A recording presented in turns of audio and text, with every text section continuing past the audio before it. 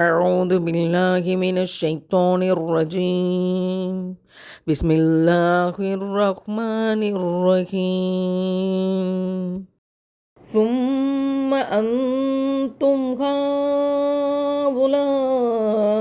تقتلون أنفسكم وتخرجون فريقا منكم من ديارهم تظاهرون عليهم بالإثم والعدوان وإن يأتوكم أسارى تفادوهم وهو محرم عليكم إخراجهم أفتؤمنون ببعض الكتاب وتكفرون ببعض فما جزاء من يفعل ذلك منكم إلا خزي في الحياة الدنيا ويوم القيامة يردون إلى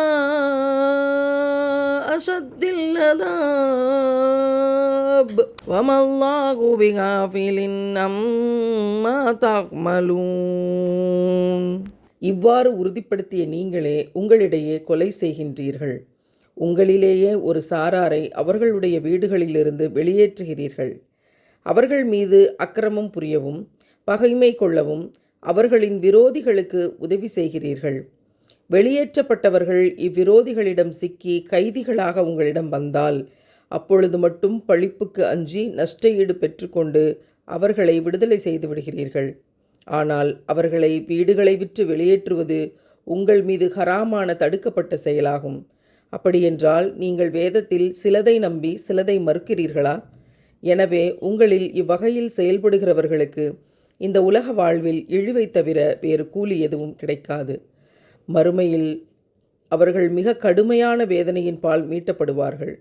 இன்னும் நீங்கள் செய்து வருவதை அல்லாஹ் கவனிக்காமல் இல்லை. தௌராத் வேதத்தில் யூதர்களுக்காக கொடுக்கப்பட்ட செய்திகள் யாரும் யாரையும் கொலை செய்யக்கூடாது, எவரையும் அவரது இல்லத்திலிருந்து வெளியேற்றக்கூடாது, அல்லாவுக்கு இணை வைத்து அவனை விட்டு சிலைகளை வழிபடக்கூடியவர்களுக்கு துணை போகக்கூடாது அப்படின்லாம் சொல்லப்பட்டிருக்கு.